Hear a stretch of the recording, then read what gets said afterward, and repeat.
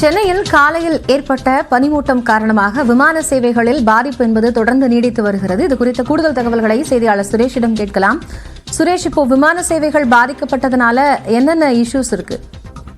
அதாவது காயத்ரி, இன்று காலையிலிருந்து சென்னை மற்றும் புறநகர் பகுதி கடுமையான பனிமூட்டம் நிலை வந்தது. இதனால் சென்னையில் தரையிறங்க வேண்டிய 6 விமானங்கள் பெங்களூர், ஹைதராபாத் ஆகிய விமான நிலையங்களுக்கு மாற்றி அனுப்பப்பட்டது. அதைத் தொடர்ந்து பனிமூட்டம் குறைந்த பிறகு ஒவ்வொரு விமானமாக சென்னை திருப்பி இறங்கும் என அறிவித்திருந்த நிலையில் தொடர்ந்து பனிமூட்டமானது முற்றிலுமாக ஓய்ந்த நிலையில் இருந்த நிலையில் சென்னையில் தரையிறங்க வேண்டிய விமானமும் அது சென்னையிலிருந்து செல்லக்கூடிய விமானங்களும் தொடர்ந்து தாமதமாக 30 நிமிடத்திலிருந்து 45 நிமிடம் வரை விமானங்கள் தாமதமாக புறப்பட்டு செல்கின்றன. அது மட்டும் இதனால் சென்னை விமான நிலையத்தில் செல்லக்கூடிய பயணிகள், விமான நிலையத்திலிருந்து வெளியூரிலிருந்து வரக்கூடிய பயணிகள் மிகவும் அவதிப்பட்டு வருகின்றனர்.